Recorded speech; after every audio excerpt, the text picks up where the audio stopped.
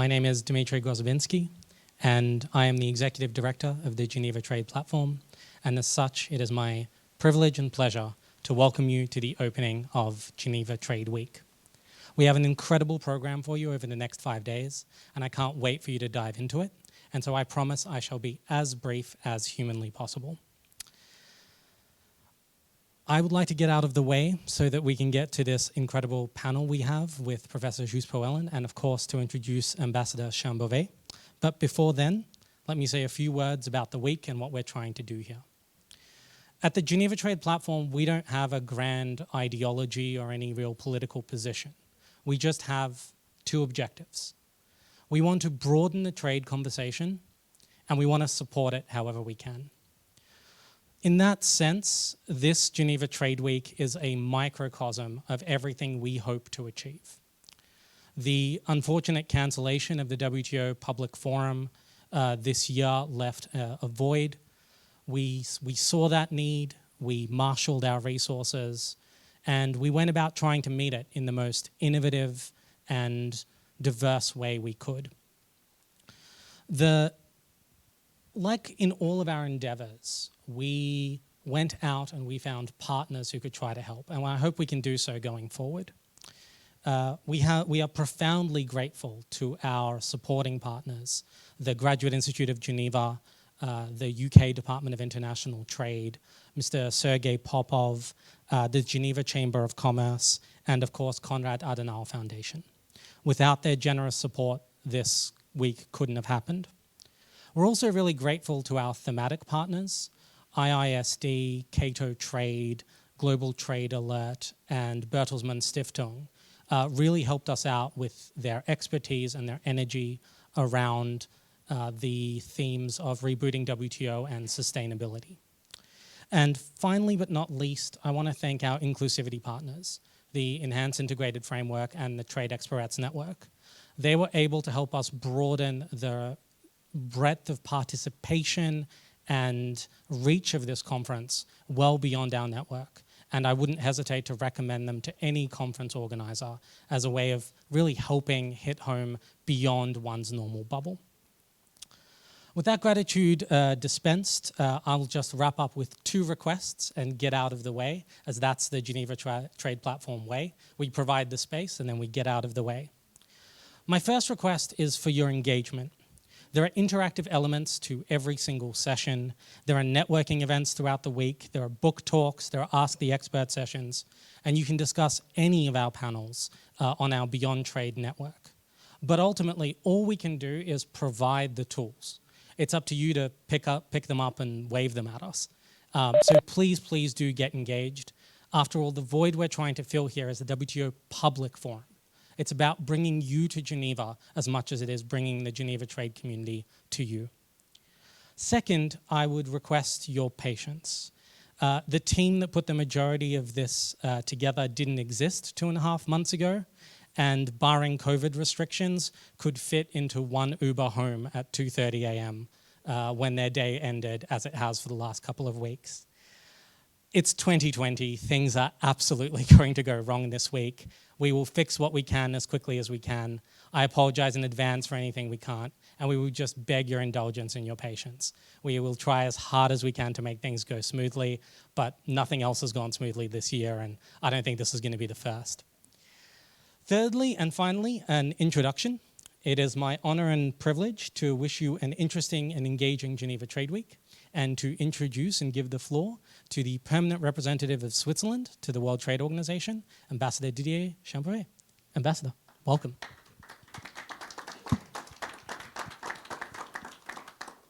Thank you, Dmitry. Ladies and gentlemen, first of all, I would like to welcome you all today to the Geneva Trade Week. And let me also congratulate the Geneva Trade Platform for the remarkable work undertaken in organizing this event in this very difficult and exceptional time. We are indeed most grateful to the platform team and wish to welcome its freshly appointed Executive Director Dmitry Grozoubinski, who has already addressed this audience. Ladies and gentlemen, international trade cooperation is at a critical point, facing a number of challenges and probably also a number of opportunities. Deep new challenges have emerged as geopolitical, geoeconomic, technical, and trade realities are shifting. However, the extent and implications of current and future changes are yet to be fully understood. Furthermore, emerging opportunities are still to be better redefined. We also know that these developments call for a response from the multilateral trading system. I am therefore especially delighted that there are so many today in this room and online to participate in the Geneva Trade Week. Your enthusiasm to share your thoughts during the upcoming 5 days is inspiring. Together, we will navigate the program through 5 main dimensions, namely, rethinking trade, sustainability, rebooting the WTO, trade and, which will address transversal issues, and finally, digital trade. This is a tall order. More than 200 speakers and 70 organizations will contribute actively to the debates. More than 2,200 participants have registered to follow discussions, which testifies to the importance and relevance of this event. During this week, we need to foster fresh and innovative thinking to identify realistic and concrete proposals or solutions.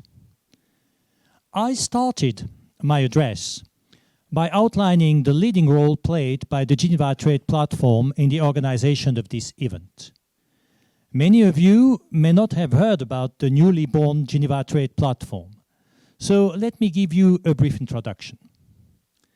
Almost 2 years back, Geneva-based stakeholders agreed that more could be achieved in order to foster policy research and dialogue in the trade sector. They also agreed that a trade platform could respond to several needs not properly covered by existing actors or partnerships. The idea of creating the Geneva Trade platform was in the air. The Center for Trade and Economic Integration of the Geneva Graduate Institute gave shape to this idea. They prepared a blueprint for a platform intended to promote join-up thinking on trade policy making and to offer a neutral forum to address topical issues among diverse stakeholders. Switzerland has contributed with seed funding, and we are very happy that the Geneva Trade platform is up and running now. In fact, the Geneva Trade platform is your platform. I hope it will prove useful to all of you to advance reflections on trade issues, and I'm also confident that you will find ways to engage actively in the platform's activities and that the platform will further develop through new partnerships and projects. Reflection on trade cooperation and the future of the WTO shall continue beyond this important Geneva Trade Week. We also hope that the Geneva Trade platform will promote cooperation among other Geneva-based key players specialized in relevant areas such as the environment, the internet, intellectual property, health, and economic development. Finally, I wish to take this opportunity to inform you that the WTO will commemorate its 25th anniversary on the 19th of November. The Vice President of the Swiss Confederation, Federal Councillor Guy Parmelin, will deliver a keynote speech on this occasion. I now hand over to Professor Joost Pauwelynn, a Strategic Director at the Graduate Institute's Center for Trade and Integration, and who also is the moderator of the week's very first session, which is devoted to rethinking trade. Joost, you have the floor. Thank you, Ambassador. Thank you, Dmitry. Welcome, everyone here present and online. I'm very excited to be moderating our opening plenary with one person here physically with us, Hamid Mamdou, and 4 other speakers online joining us. as the ambassador mentioned, the Geneva Trade Week will deal with 5 different themes, and the plenary will deal with the first one, Rethinking Trade. I think it's appropriate because we want to ask the basic questions. Basic questions such as, why is it that businesses trade? Because before we forget, it's businesses, private sector, who is doing the trading. What and when should public policymakers, public authorities promote trade or restrict trade? And if there is to be an international trading system, what should be the goals and the guiding principles of that system? So we'll have 5 panelists to tackle these questions. And as I said, we will do this as the opening plenary because before we think about rebooting the WTO or sustainability or digital trade or the trade and the gender, I think it's really important to go back to the basics and ask the fundamental questions. So we'll have with us to discuss these issues Alan Wolff, who is the Deputy Director General of the WTO, Marian Jansen, who is the newly appointed Director of Trade and Agriculture at the OECD. We have Denis Redonnet with us from Brussels, who is the first EU Chief Trade Officer, EU Chief Trade Enforcement Officer. And from Singapore with us, Locknie Hsu, who is a law professor at the Singapore Management School.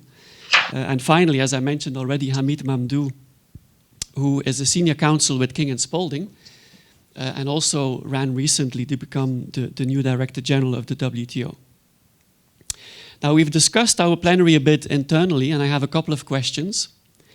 But before I get there, I want to just highlight the importance of the main themes we want to discuss. And I'd like to put on the table 3 reports or 3 recent think pieces on our topic. The first one is, you may have seen it, Bob Lighthizer, US trade representative, in an op-ed in the Wall Street Journal, came out talking about the goals of trade and what the goals of a trading system should be. And he heavily criticized the fixation with economic efficiency that many trade policymakers have, arguing that economic efficiency alone has led to disruption, job losses, has led to a COVID-19 crisis where, based on economic efficiency, supply chains may not have been adequate. He also questioned the second main objective that many people refer to when they think about, okay, why trade? And that is the idea that economic interdependence will create peace.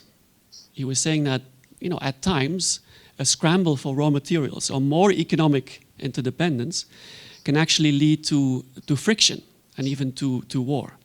So that's one piece, where basically the fundamentals of economic efficiency and trade to foster peace were questioned. The second piece I wanted to put on the table is an interview and scholarship by Danny Roderick, who recently heavily criticized what trade agreements include, saying that if you look at trade agreements today, what is in there is anything but liberalizing trade. It's more about a shift or redistribution of wealth from corporations, multinationals, to from workers and from the society at large to corporations and multinational industries, when he is then referring to something like IP protection, investor-state dispute settlement. And he asks the question, which I think is fascinating: what if we would build an international trading system that has as its goal to deal with pandemics or to foster public health or to deal with climate change? So a completely different look at what the trading system could be aiming at. Last piece I want to put on the table: the UK and the US are currently negotiating a trade agreement, and the UK came out with data saying that if this trade agreement gets concluded, over the long term, over 15 years, it may contribute something between 0.07% and 0.16% to GDP growth, looking at UK GDP. Now that, I'm not an economist, I'm a lawyer, and first of all I wonder how they can even calculate the benefits of a trade agreement before it's concluded. But to look at the relatively minor benefits of trade agreements makes you think of, is it really worth the effort going through all of that political negotiation, political cost.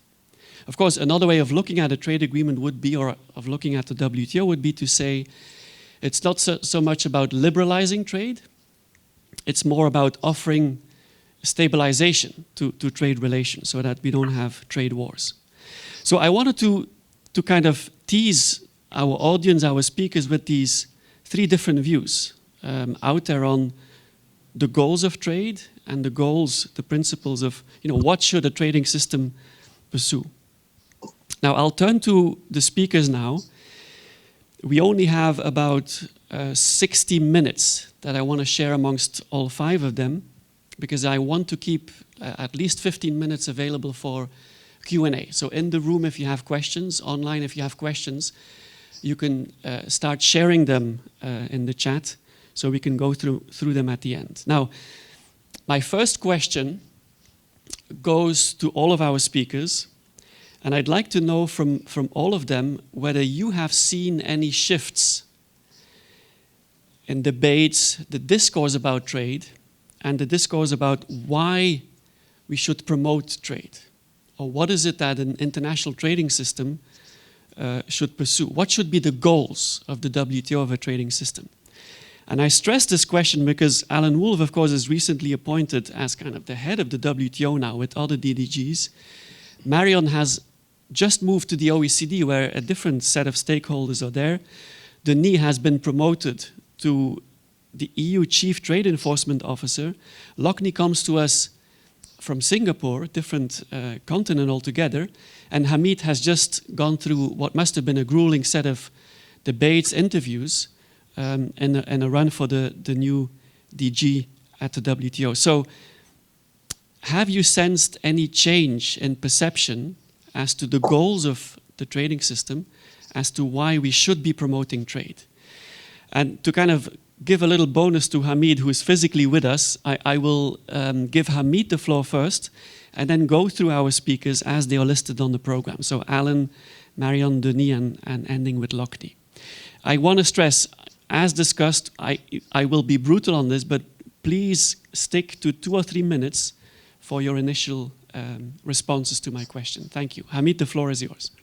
Thank you so much, Joost, and thank you, Dmitry, for the introduction. And let me just congratulate you for this effort that comes at a very critical time on a very important subject and policy area that a lot of policymakers and political leaders around the world are trying to get their minds around. The answer to your question, Joost, is that I have not detected a fundamental shift in terms of the objectives, the purpose behind promoting trade. Trade, all the benefits that you will find in the preamble of the Marrakesh Agreement are still there. I think what governments and policymakers are struggling with is how to achieve those goals. Because over the past 20 years, there has been lots of changes, and the WTO has not really updated its rules, its function. Actually, that's another conversation, which is not the subject of your question now, but not really. Trade is terribly important, and the purpose of the WTO is still there.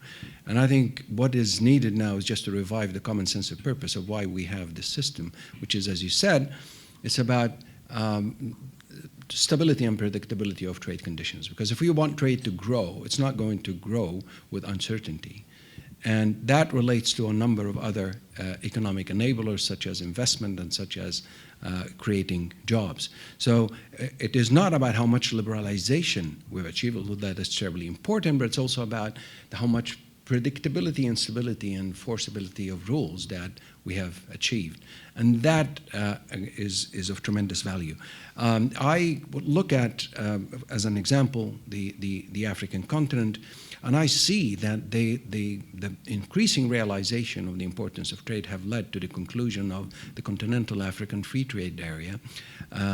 But what policymakers around the world, I think, need to do is just pay more attention to how trade can grow. It cannot grow just by trade agreements. There needs to be a set of enabling factors in place for trade to grow, starting with supply capacity to sound trade facilitating regulation to connectivity. And I think if you look at Africa, for example, connectivity is a huge problem, both physical and digital.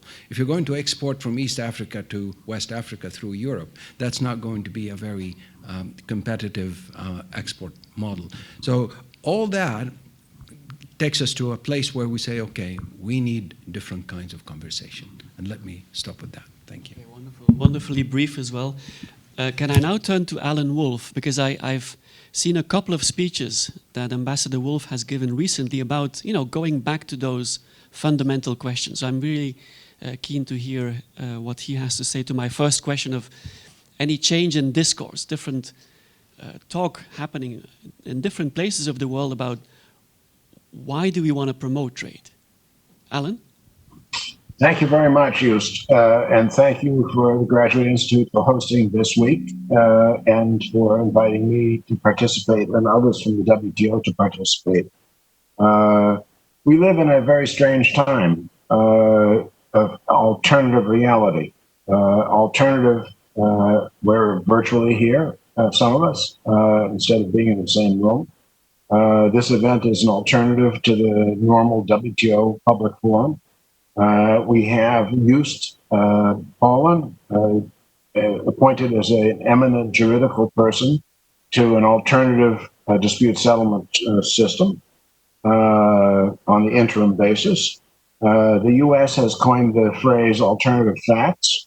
And we have an alternative universe in which globalization is deemed by all too many to be the major problem of this era, and that technological change is somehow never cited as the major problem for many industries. But if you have a smartphone, it eliminated a whole variety of industries and created others. So we're in a time of turmoil, and I think that has changed attitudes. There is a difference in the United States in polling data between those who are older and those who are younger. Those who are younger adapted to the technological change. They think free trade is very good, but on the whole, the populace is a very, very slim majority in favor of free trade. So the benefits, as many have said, the benefits of trade are diffuse, and the impact that can be disruptive is concentrated.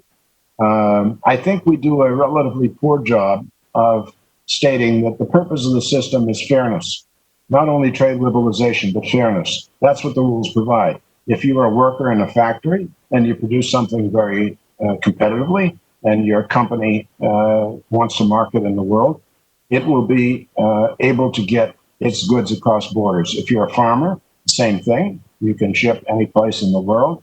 In the case of services, applications for smartphones and other devices, you have an opportunity to have the world as a market. The rules are to be enforceable. That's vitally important. And the system has to be responsive to current needs. It has to be responsive to the digital economy. It has to be responsive to the environmental concerns that exist in major part today. It was not true in 1995 to the same degree. It has to be responsive on matters of competition policy, and market forces, not government fiat, have to determine competitive outcomes. So what are we faced with? Crop failures in some places, increasingly, and we have to move agriculture from places of surplus to places of deficit. We need full transparency. We need to meet full development needs. We have to lower the costs of moving something across a border, which are far greater in most cases than tariffs. When an industry is harmed by trade, when the result is workers becoming unemployed, there has to be policy space to provide targeted, proportionate, transparent, and temporary relief, not just for COVID-19, but for the mechanisms that allow for smoothing the adjustment. So I think the objectives have shifted a bit. They're still, as Hamid has said, pretty much on target to open the world. But it's the way we express what we're doing and some of the things we do have to adjust, I think, to something of a new reality. Thank you. Wonderful. Thank you, Alan. So you may have noticed that our speakers, although they do not represent entire continents, obviously they come from different places. So, and Hamid already mentioned what's happening in Africa with the negotiations there. I think Alan made an interesting reference to perhaps generational differences. I want to turn now to Denis, who of course is actually working for the EU Commission, and we can get a more of a European perspective. Again, I repeat the question, in Europe, or in your experience talking to stakeholders, Denis, have you sensed a change when it comes to why trade or not trade, and what should be the goal of the system? Denis, please. Sure. Thanks very much. Thanks very much, Joost, for having me today. Just to say before I respond directly to your question that it's very good that you're allowing the global trade community to have that kind of conversation. It's more needed than ever in times of stress, in our view. And by the way, from a more self-serving European perspective, this event is very useful because we are undertaking a review of EU trade policy at the moment. And obviously we need to listen not just to the stakeholder community at home, but also the global trade community more broadly. But you're asking me for perhaps a more European perspective. And it's true that my job is in large part to be attentive and responsive to our stakeholder community. And there I think I would say the following. In Europe and perhaps in other jurisdictions as well, the case for open markets with rules has to be made constantly. There are issues of legitimacy and acceptability around trade and around trade opening. And I think issues which have to do with a sense of fairness, to echo what Alan was saying, but also other considerations. I think issues of relating to sustainability are becoming very important in that global trade conversation. And it's true that this is not a new issue. I mean, we had questions relating to legitimacy and acceptability simply because of the way in which trade operates, because of the distributional effects of trade, or again, to pick up a term I think Alan has used earlier, the disruption that trade can create. I think, from my perspective, there are probably three good reasons to rethink and revisit the big questions, as you say, about the why right now.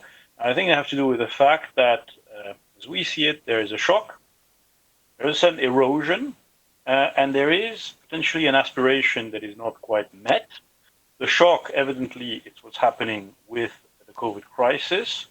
And I don't mean the immediate impact of the great lockdown, but also the longer lasting effects that still have to be fully measured about what the economic crisis will bring in respect to the international trading system, asymmetric recovery, perhaps more calls for protection and certainly precaution, and the question of the increase of government intervention in the economy in many jurisdictions, which obviously creates a question about interaction with the system. Second is what I call the erosion, and there it's a deeper, more structural weakening, at least, of the rules-based multilateral trading system with the WTO at its core, and it remains for us the absolute indispensable baseline that needs to be shored up. And there I don't need to go into great detail, but we've seen increasingly protectionism, mercantilism, temptation towards economic nationalism or unilateral action, power-based relations, and weaponization of trade, as well as the deeper, more fundamental problems linked to the fact that there are still some fundamentally unresolved level playing field issues inside the system, which are weighing on the international trading system. So it's not just a question of relevance for us of the international trading system. It's really a question now of making sure the system doesn't go into reverse. And finally, an aspiration, which, as I indicated, is that the international trading system, certainly from a European perspective, trade arrangement must contribute to global public goods in terms of sustainability, in particular the fight against climate change. And there probably there is a delta in terms of the agenda inside the international trading system and the WTO going forward, but perhaps we'll come to that later. Thank you. Okay, wonderful. Thank you so much. Very, very interesting, the different perspectives. I want to turn to Marion now, knowing that, of course, Marion is originally from Germany, but has worked for international organizations, WTO, ILO, and has just moved to the OECD, and has also worked at the ITC as a chief economist. But I wanted to hear from Marion, because I know you've been very close and looking at, for example, SMEs and at agriculture, perhaps a different set of stakeholders you meet, and whether you have heard any change in terms of why should we trade, what should the system do for us? Marion. And thanks, Joost, and thanks for inviting me today. When I received your question about what has changed over time, I started to think of, well, for how long have I been in this system? And indeed, what has changed? And I started my career in 1999 at the World Trade Organization, just a few weeks before the Seattle ministerial meeting of the WTO. Some of you may remember that that was a rather traumatic type of event where there were a lot of demonstrations, sometimes violent, against the WTO. And I asked myself, what was society expecting from the trading system at the time? What were they expecting and not getting? And the kind of things that society was complaining against was the labor outcomes of globalization. And I'm on purpose using vague expressions here. Labor conditions were not as they were expecting. More generally, the balance between what capital gets and what other parts of society get was not right. The environmental outcomes were not satisfactory, and the developmental outcomes were not considered satisfactory. I think what this reflects is maybe in line with what Mr. Lighthizer argues, that people are not just expecting efficiency. There's something else they were expecting. Now, 4 issues on the agenda. Where are we 20 years later? Unions are still not happy about working conditions. The balance between capital and labor, or capital and others, is, if anything, worse, as Mr. Roderick also appears to have suggested.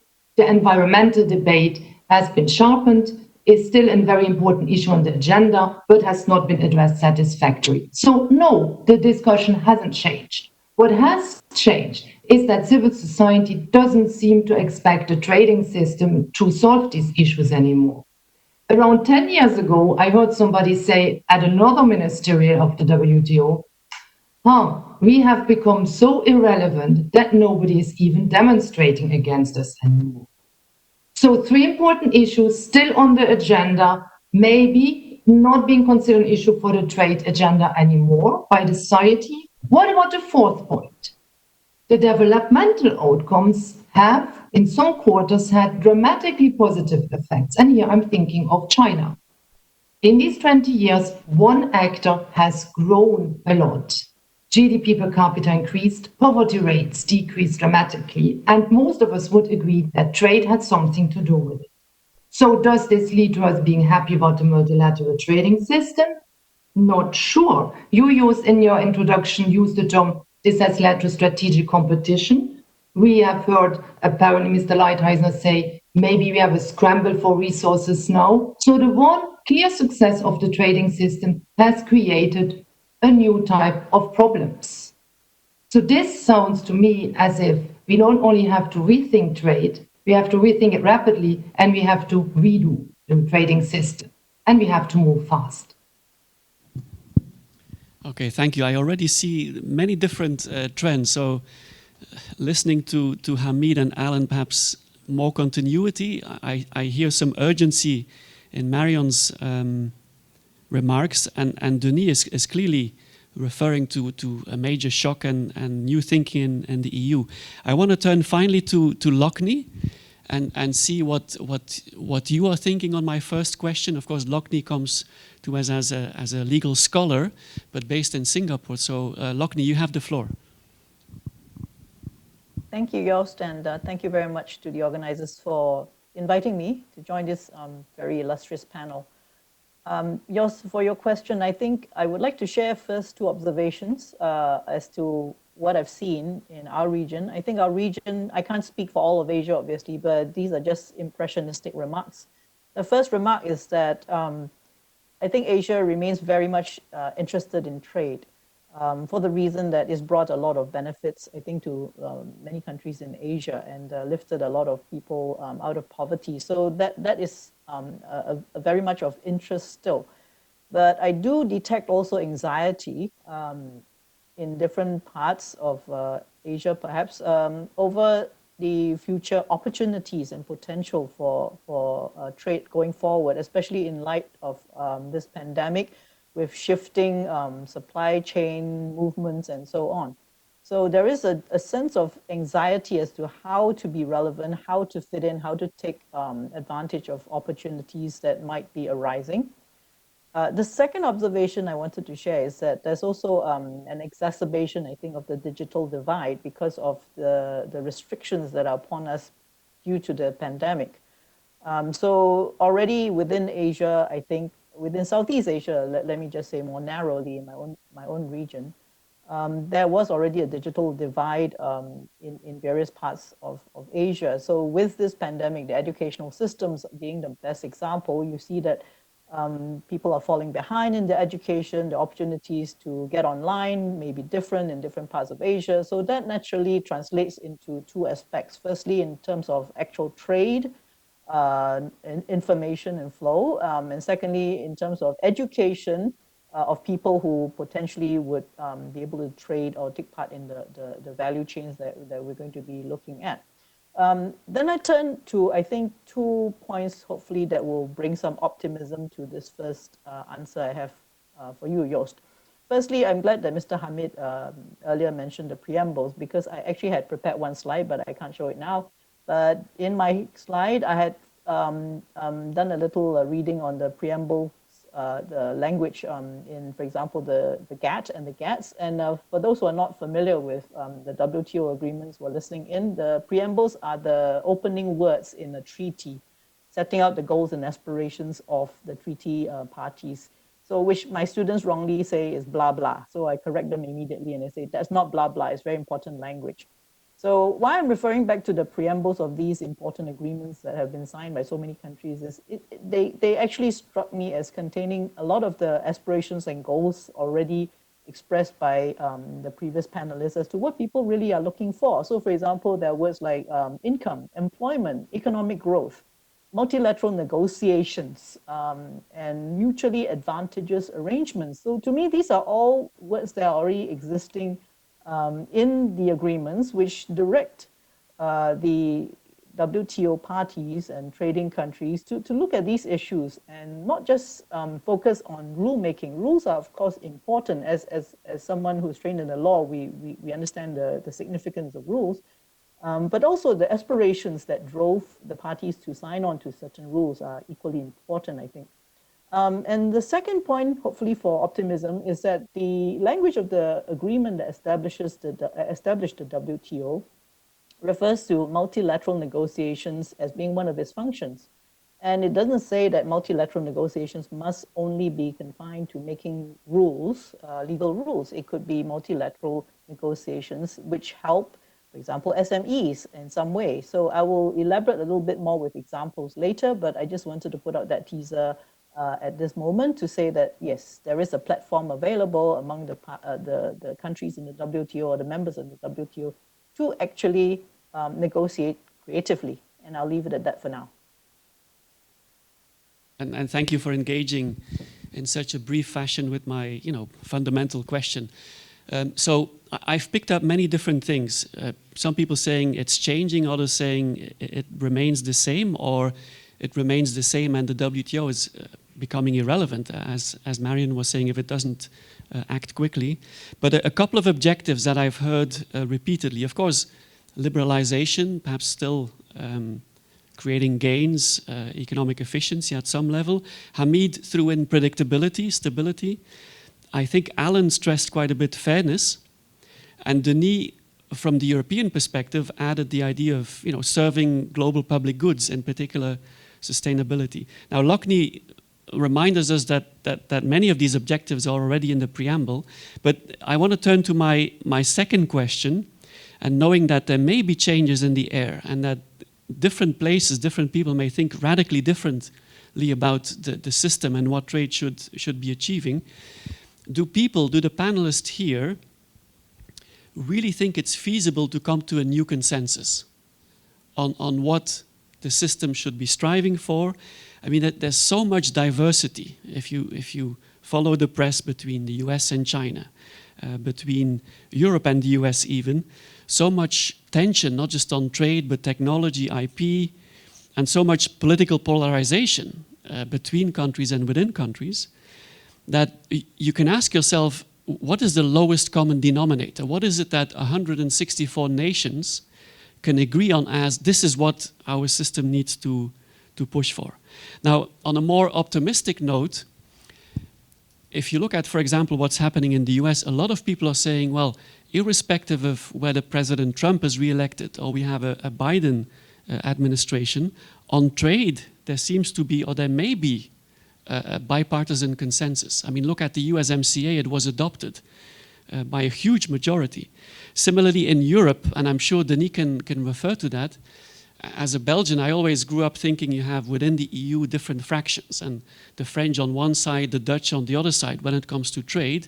But if you see that the French and the Dutch are now submitting proposals on EU trade reforms, pushing for a level playing field, you may think perhaps there is a way to find consensus between otherwise very diverse perspectives. So can I push my panelists on this issue? We've already heard amongst you a diversity of goals, objectives.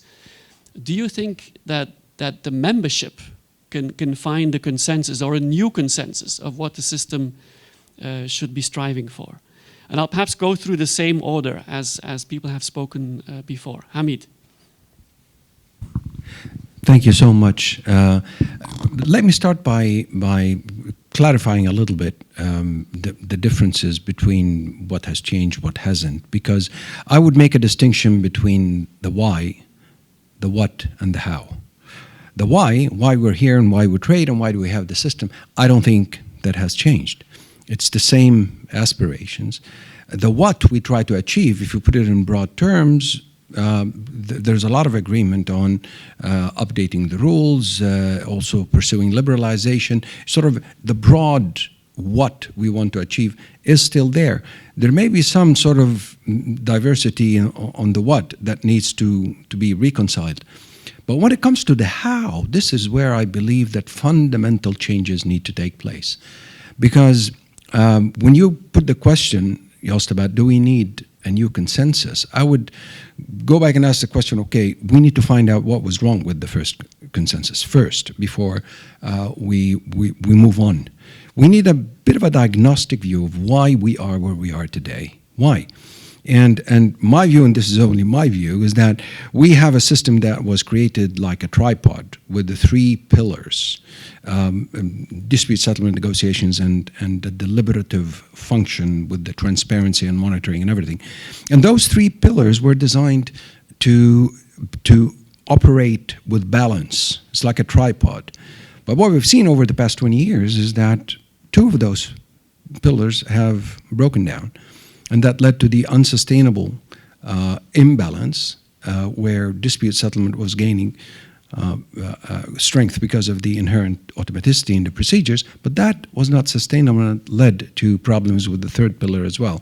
So we need to have the political vision to look at the system and how it was put together and what do we need now in order to, first of all, realize why we are in this situation and therefore what do we need to change. And here I would see that there's a need to revive the negotiating function, which is for the system is the legislative function. It's like any legal system. You can't have a strong judiciary and a failing legislative. What we ended up with is a hugely outdated book of rules. Not only that, but of course what the preamble of different agreements, including the Marrakesh Agreement itself, call for, which is the mutually advantageous outcomes of negotiations. When the trading powers shift, the balance needs to be readdressed, and in the absence of negotiations, you don't have any of that. So what you end up with really over the years is a backlog of grievances that lead to that breakdown. So I would make that distinction between the why, the what, and the how, and focus in terms of what needs to change on the how we do things. Thank you. Alan, can I give you the floor again on, is there hope for a potential new consensus on what all 164 could agree on is the aim of the system, or are you more pessimistic than I was trying to hint at? Optimism is in store. I greatly I'm in favor of improving the existing system, certainly not scrapping it. I think probably there's agreement on the panel of that. The central question is, all the members agree that they're very much in favor of multilateralism. Do they have enough in common, enough common interest to improve the current system? And I believe that each of them does, without exception. None have left the system. 23 are in the wings seeking entry into it. What are the irreducible common elements? One is every member has to believe that trade can be good for its people. This is probably a little bit not in line with Danny Roderick, but I don't think the members are in line with Danny Roderick. That market forces will determine competitive outcomes. I'm not talking here about the degree of government ownership. I'm talking about whether when a company sells, when an individual sells, whether market forces will determine the success or failure of that transaction, same when they buy. So I think those two conditions are gating conditions. They're necessary to the operation of the system. And I believe they do have, that is the common interest of the system. Last week, the G20 trade ministers met and the Riyadh initiative was put forward. And the chairman's summary is that they all agree to the rule of law, transparency, non-discrimination, inclusiveness, fair competition, market openness, resistance to protectionism, and a degree of special and differential treatment for developing countries in reciprocal and mutually advantageous arrangements. So the G20, which is pretty representative of a lot of different types of economies, is in agreement on a lot. What was left out? There are some obvious omissions. They're clear actually from the text of the chair's statement. Binding dispute settlement, not in that list. Need for market-oriented policies, not in that list. Sustainable development, not in that list. Rule by lockstep consensus, not in that list.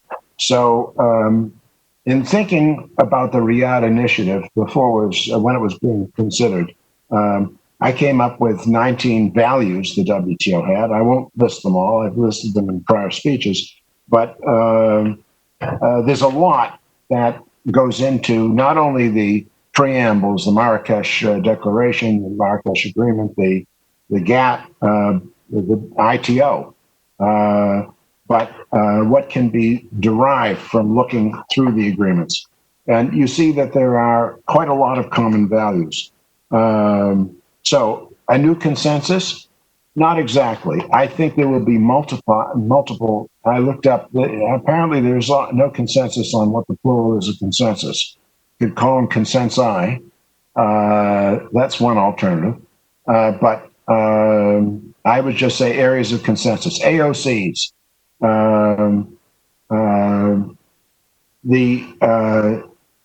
The areas of consensus allow for incremental change to occur, and they're occurring. The joint initiatives coming out of the Buenos Aires Ministerial Conference number 11 in December of 2017 is an area of consensus. It doesn't include 164. It includes most of world trade, a very high percentage of world trade in each of these joint initiatives on e-commerce, on investment facilitation, on small and medium enterprises, on domestic regulation of services. What could go beyond that as areas of consensus? Expansion of the information technology agreement, updating and expansion of the coverage of the pharmaceutical agreement, which the EU has been working on in the Ottawa Group, consensus on environmental goods and services is more important now than it ever was. A consensus on women's empowerment, a new working group was just established. So I think there's a lot that is areas of consensus, not a single overall consensus for everything. And we have to deal with this form of diversity. As long as the arrangements add to and don't subtract from what has been achieved on a fully multilateral basis. There are areas that will have to be multilateral. I don't think domestic industrial subsidies or domestic support in agriculture lend themselves to bilateral, regional, or anything less than multilateral agreement. So there's a need for some agreements to be all-inclusive. For the areas of consensus, they have to be open to all to join. Thank you. Okay, thank you. A long list and really, really interesting ideas. So the question is there scope for a new consensus of goals amongst what is now a universal organization? Denis, can I turn to you? Sure. Well, just before I get there, in a way, as policymakers, we have to deal with working on two consensus, or search for work towards two consensuses at the same time, because there's the consensus across countries, but there's also the consensus within countries about trade policies. And you need to do both in parallel. But here you're focusing on the question of the consensus across, so between countries. And there, I think, my 2 minutes worth on this is that, I mean, on the one hand, I think we believe that it starts by shoring up the fundamental principles, and some of them are very simple but very powerful principles that underpin the system that we have. And there I am with Hamid in saying that these fundamental principles, were legal principles, are the core and must be reconfirmed. MFN, non-discrimination, transparency, predictability, binding through proper enforcement. In our view, means a binding two-step dispute settlement system in the WTO. Now, this is indeed something which I think the international community is engaging on. Alan referred to the G20 Riyadh initiative. That's exactly how we see this exercise. It is a way to take a step back and see what is the common basis that we have, then further engage the next step, which is going to be the reform of the system. Do we have a shared understanding about what the foundational principles are? Some of them indeed to be found in the existing texts of the WTO, notably, as Locknie was mentioning, the preamble, which, even though it is written in a slightly dated manner, does contain these elements of preoccupation across the membership of the WTO. But beyond that, it's evident to us too that probably the system, in order to find a new consensus, needs to fill some gaps that are there, that leave some unresolved level playing field concerns across the membership, or if you want to put it other ways, where there has not been yet a fully negotiated, agreed sense of what the boundaries of the exercise of comparative advantage is in the system. And this is necessary because that is what probably then enables the system, a single unitary system, a global trading system, to absorb and to limit, to mitigate the trade spillover effects of different policies, economic models, levels of development under the same roof.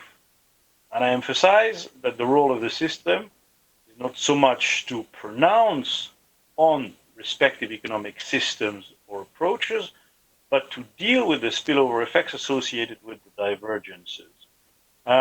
In order to do that, and I'll finish with this for now, our view, and this is something we've started to express now for 2 to 3 years, is that we probably need to consider an effort at fairly fundamental reform of the WTO, indeed across, as Hamid was saying, the 3 pillars or the 3 functions.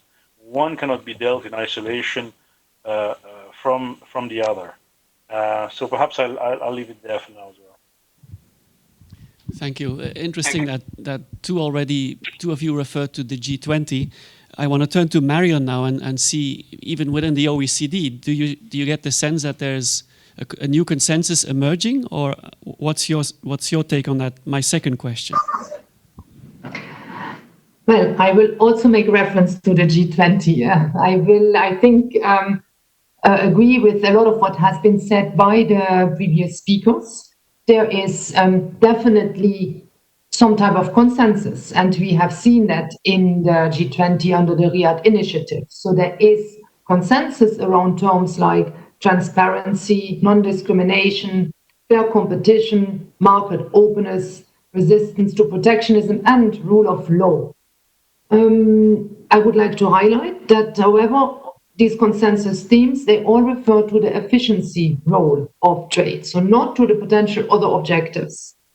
I would also be a bit less optimistic as to whether we are in a position to implement this type of consensus. Yes, we agree that there should be fair competition, but we seem to interpret across countries in a different way what this means. And we do not know yet what the future rules would look like to ensure fair competition. This theme of fair competition is related to several of the other terms that have come up. Do market forces determine outcomes, as Alan Wolff said? State-owned enterprises, subsidies, state aid. All these issues are linked and determine whether we consider that competition is fair. At OECD, we have an active work program on this theme. We run this under the theme level playing field, and we hope to contribute to concrete answers that will help us to implement, to make work this theme, this concept that many member countries of the WTO appear to agree on. So yes, there's some type of agreement in the field of efficiency. Not necessarily the case. It's not necessarily the case that everybody agrees on how these consensus themes will be implemented. Thank you. Can I turn now to Locknie to hear her view on whether there's a new consensus is even feasible? Locknie? Yes. Actually, I'd like to answer with maybe 3 observations on this idea of consensus.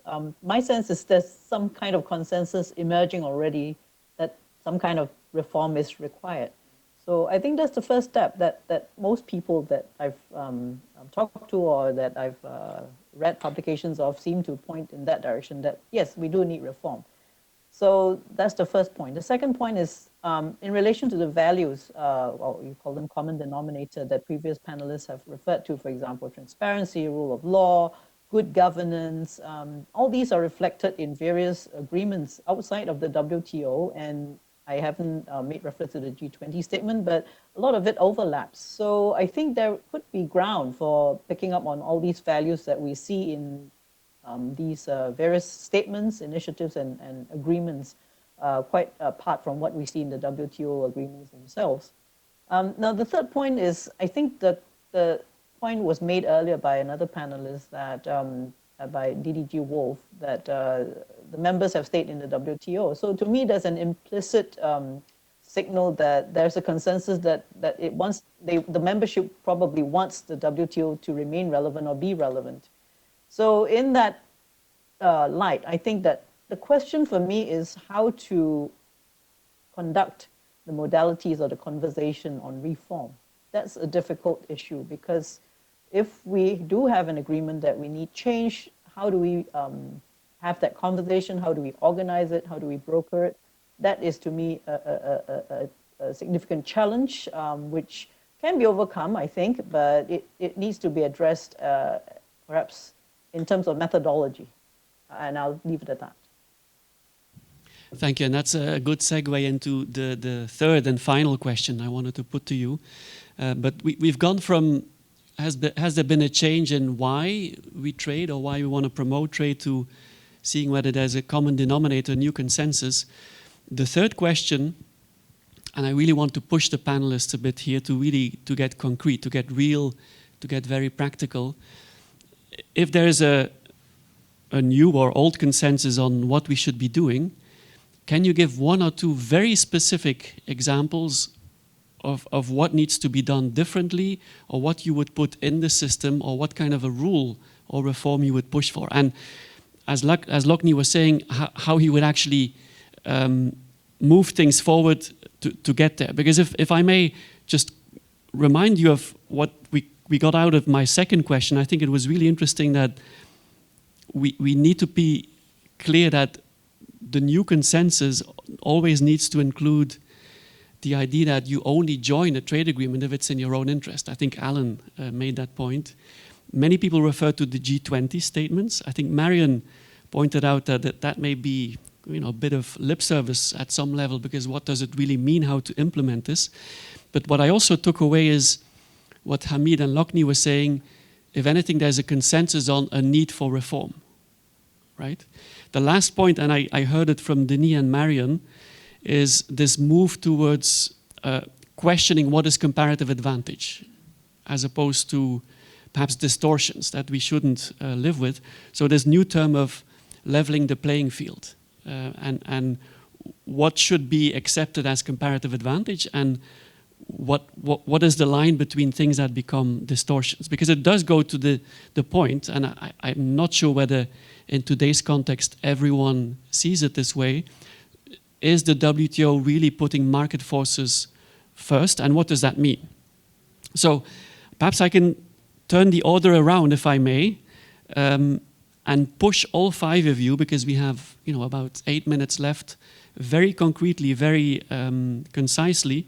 Give me one thing that you would change or do differently, and how would you get there? Locknie, if I may start with you. Yes, sure. I think one aspect, and is to me very practical, relates to some research that I did about 2 years ago in my region on Southeast Asian challenges for micro, small, and medium enterprises, or MSMEs. There are many, many MSMEs in Southeast Asia, and one of the challenges for them is how to get connected to the global value chain. Some of them may be in villages, some of them may be in towns and cities, or on islands.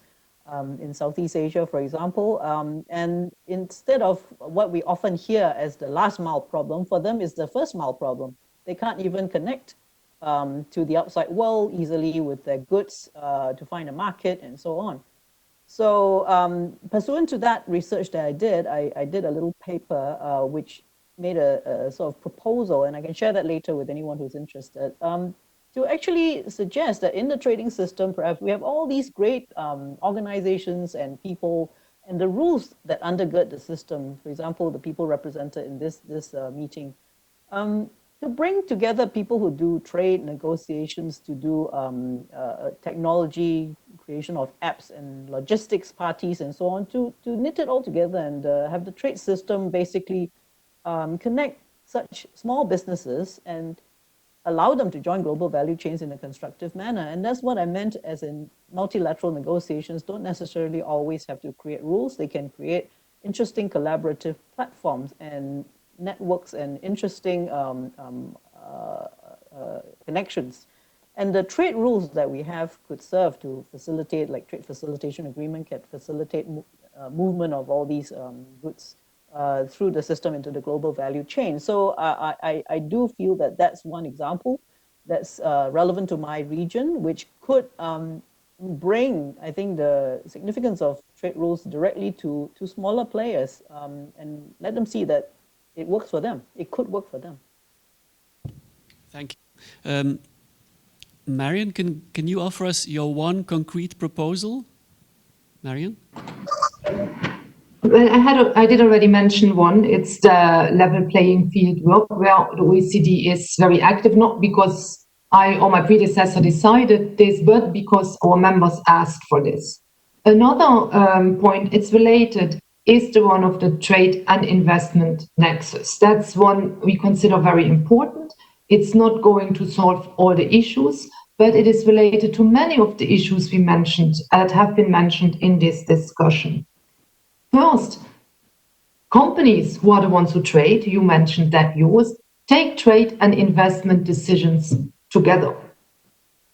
Therefore, our policies have to look at these two fields together. Thinking goes already in this direction. At the G20, we're not having a trade working group, but a trade and investment working group. What we do at the OECD is to work towards a taxonomy of understanding how investment issues have been and can be integrated into comprehensive agreements, looking at both issues together.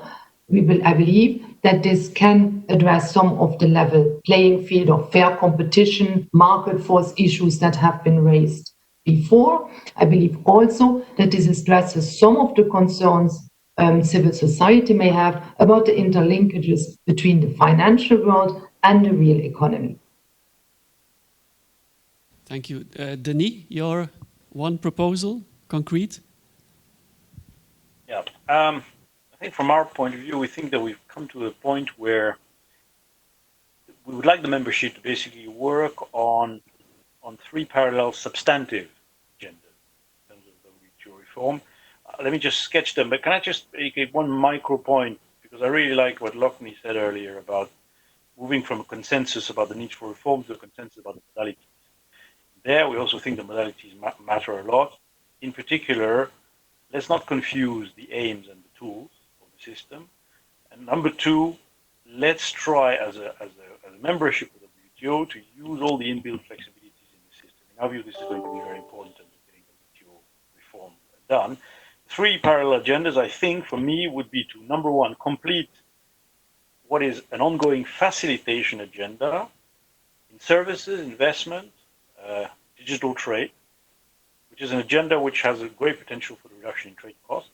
Number two, it's to tackle now more meaningfully a level playing field agenda to address the spillover effects of a number of industrial policies. And number three, it's to develop a sustainability agenda. And there we see space for the WTO and the WTO membership to look at the questions of health and pandemics on one hand and climate change mitigation on the other. So this would be my proposal for the action forward.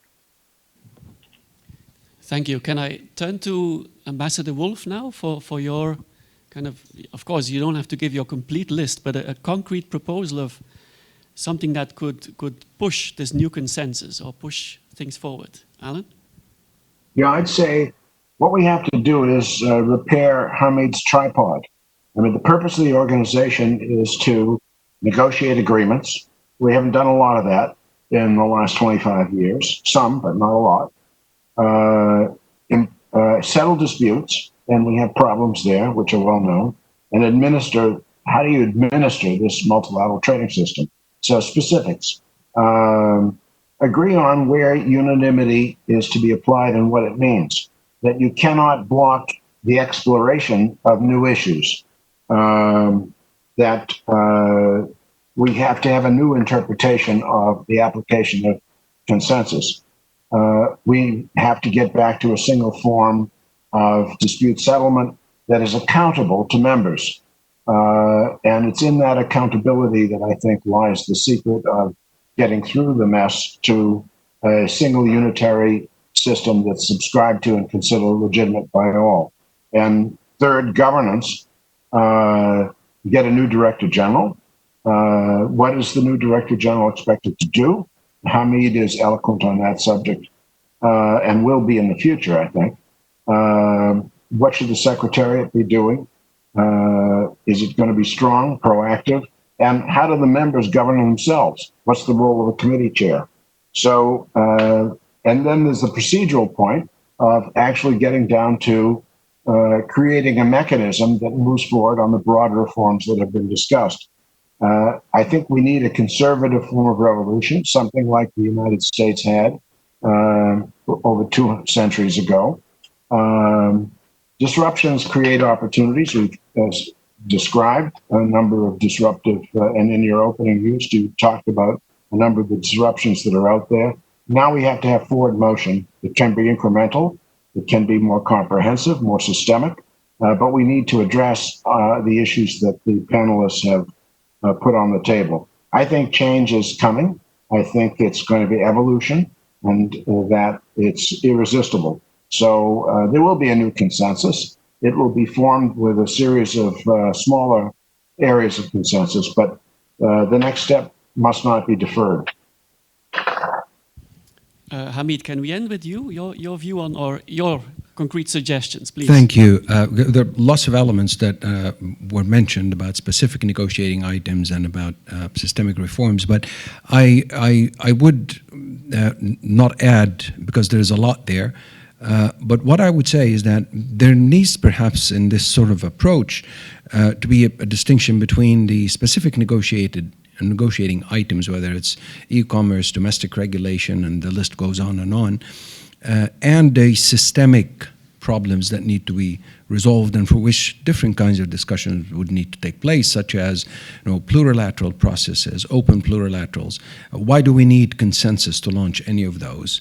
A conversation needs to take place and clarify what the rules say and make it less politicized.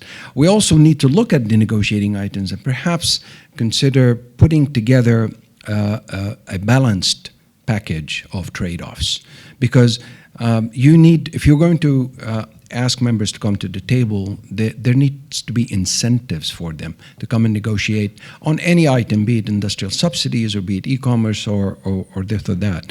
And that would require an enlightened level of self-interest, of course. But this is what the conversation should be about. And I think we are at a point now where we should not let this crisis go to waste, because this is really providing a lot of energy for going forward. But I think we need to start with having different kinds of conversation, and I agree very much with what Alan said about governance. And this is also a list of systemic issues that need to be addressed. And I know we ran out of time, but I think it's your fault, Joost, that you put a number of amazingly interesting questions. Thank you. Okay, thank you. So I want to turn now to the audience to see whether we have some questions from people in here in the room or online. So let me also give you some preferential treatment for those of you who made the effort to come here. Any questions for our panelists? No? So people online, I will turn the mic then to Dmitry, who can read out some questions, please. Sure, thank you, Joost. We've got a question from Alta Garcia Cuevas. Do you expect the US position towards the WTO will automatically shift in case Joe Biden wins the US presidency? Or do you think some pressure over the system will still remain in order to align US expectations away from multilateralism and the multilateral system? Now, I suggest we take perhaps a couple more, if you can, Dmitry, and then I can give the floor to panelists and they can decide which question they want to respond to. Sure. We have another question from David Wenk. How important do you think sustainable development is to a new consensus? And can there be a new consensus around sustainable development? And one last question from Peter Parmentier. How do you reconcile reciprocal market access with the right for countries to develop their infant industries in a context where a country enjoys the status of a developing country in general, while it is at the same level of the advanced economies in, say, industry specifically? Okay, if I can turn to our panelists then. So we have three questions. The first one was on what might change with the Biden administration. The second one, you really think there's a consensus on sustainable development? And then the third one was about, reciprocal market access versus infant industry. Marion, can I first turn to you to see whether you want to comment on any of these three? I would take the one on sustainable development, because I think it's a relatively easy one, in the sense that already the G20 Riyadh initiative has shown that there doesn't seem to be a consensus around this. And as I said before, the areas of consensus seem to go in the direction of saying we have to try first to ensure that we get this WTO or the multilateral trading system to function for our efficiency objective. So that's maybe not very positive or optimistic, but we seem not to be going there, in my view, versus a consensus on sustainability. Can I ask whether anyone wants to comment on the third question on reciprocal market access and infant industry developing countries? Anyone? Hamid, please.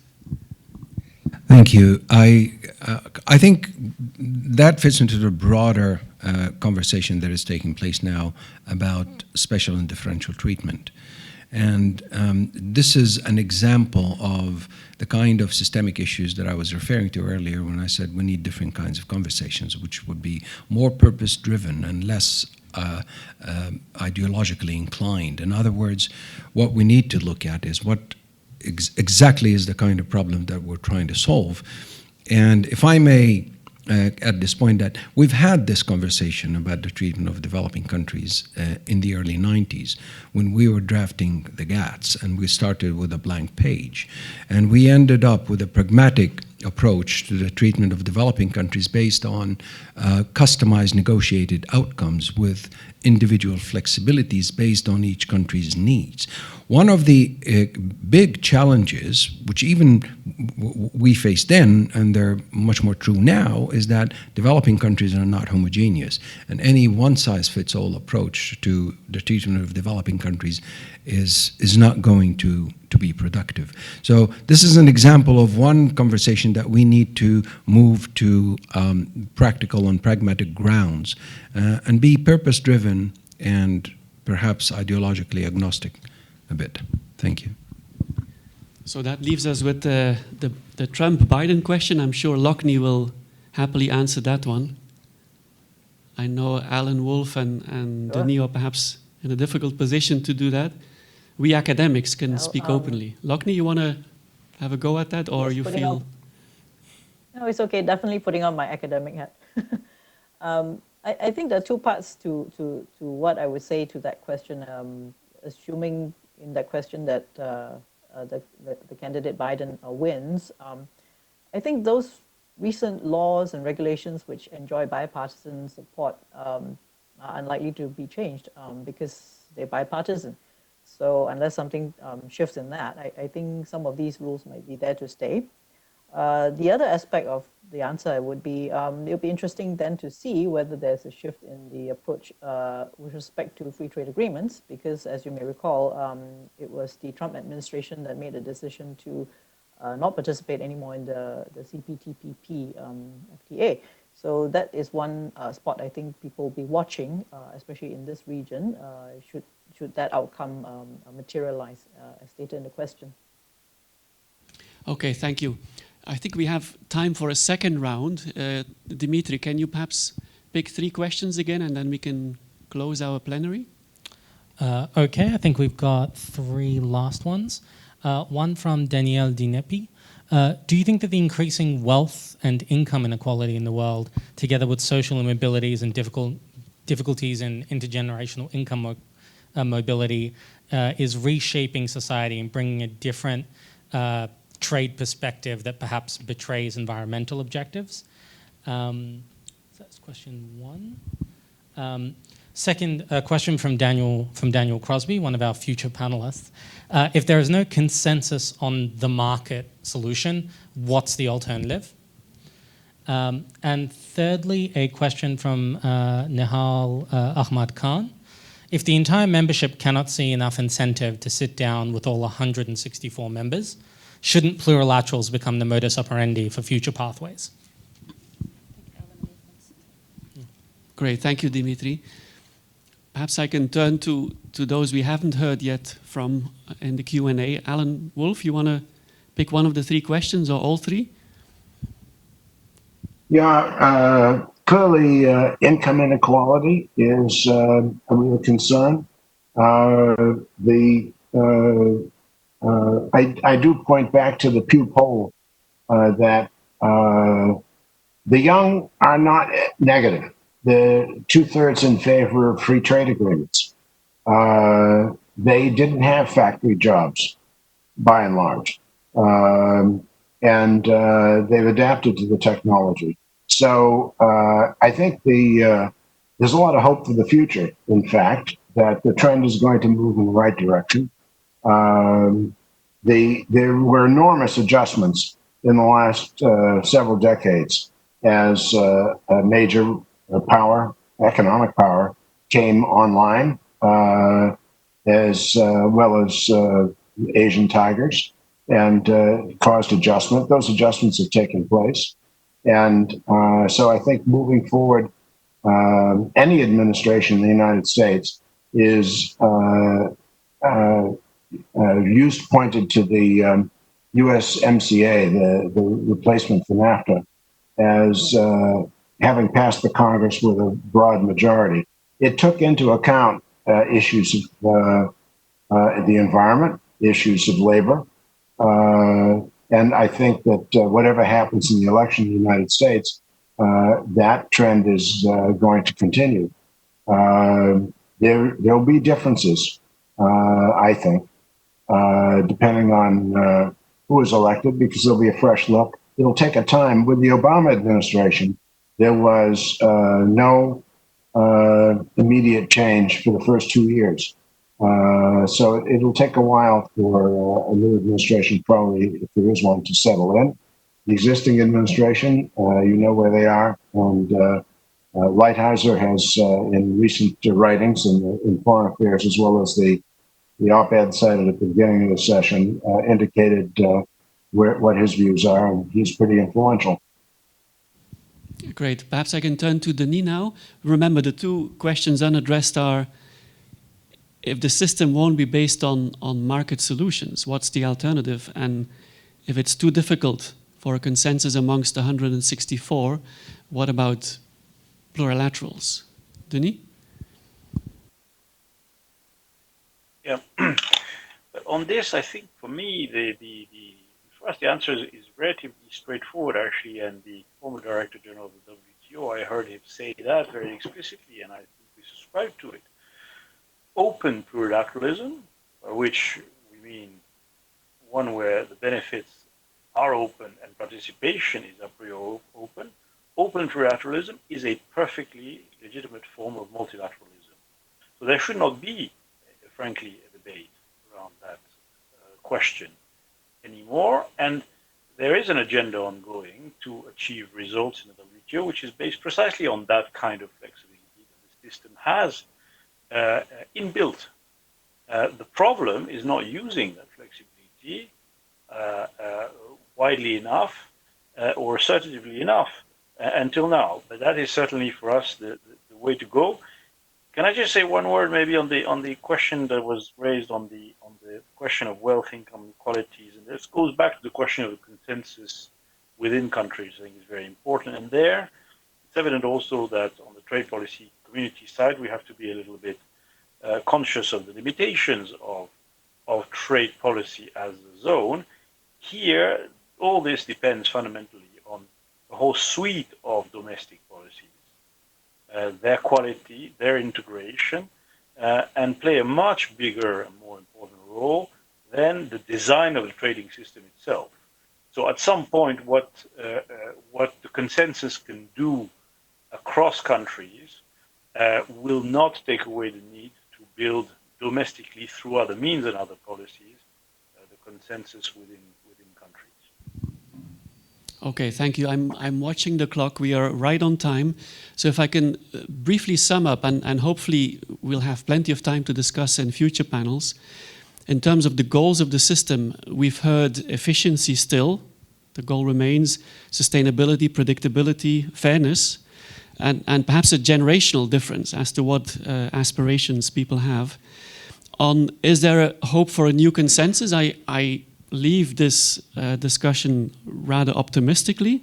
I've heard, though, the notion of areas of consensus, AOCs, although living in France, AOC to me is something different, but multiple consensus, or perhaps looking at what the G20 has recently concluded on, although that's perhaps focused too much on efficiency, some of you said, and closed plurilaterals being a way to implement these multiple fields of consistency.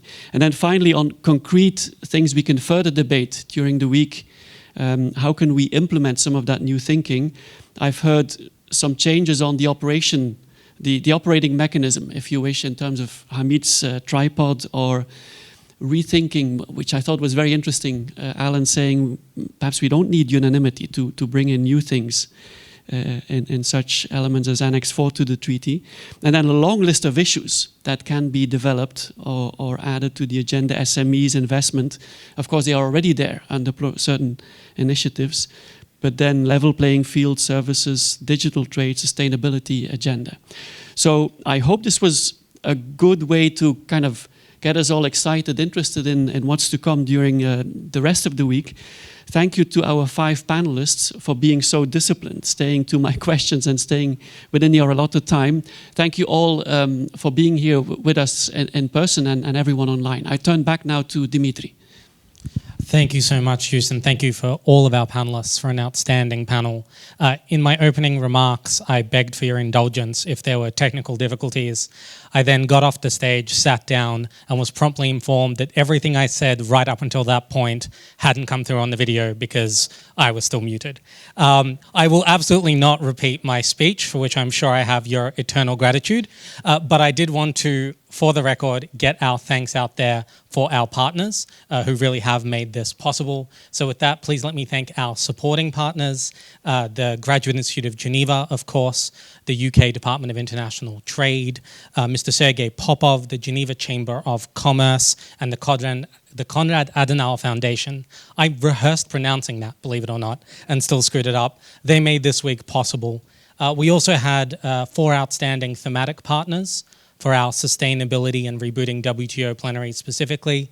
That was the IISD, the Bertelsmann Foundation, Global Trade Alert at the University of St. Gallen, and Cato Trade. They provided the energy and expertise to make those themes what they are. And finally, we had 2 outstanding inclusivity partners, the Enhanced Integrated Framework and the outstanding Trade Experts Network, who really helped to broaden this conference beyond the people we happen to know and drink with and really take it out into the world. And I would have no hesitation in recommending them to any conference organizer. And with that, round 2 completed, let me once again thank our panelists. Let me welcome you all to Geneva Trade Week, as apparently you got to watch me do it as a mime act the first time. And I hope you enjoy our outstanding program. Thank you so much. Thank you.